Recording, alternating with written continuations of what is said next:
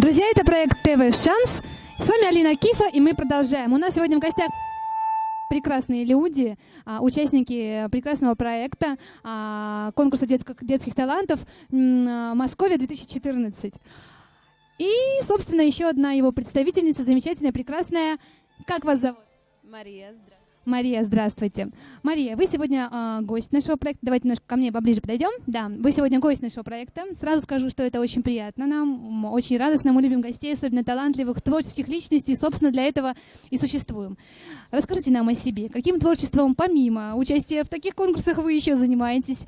Чем радуете? И, может быть, будет что-то сегодня, какой-то номер?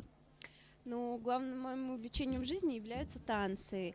Именно ими я уже занимаюсь 13 лет, и именно сегодня на таком замечательном мероприятии мы как раз представим наш танец, как раз с моим партнером. Здорово, друзья, поэтому далеко не уходим. Ну, давайте немного рекламы, немного пиара сделаем, так сказать. Где-то можно увидеть ваши выступления, может быть, вживую, может быть, в интернете, на вашем сайте или порталах.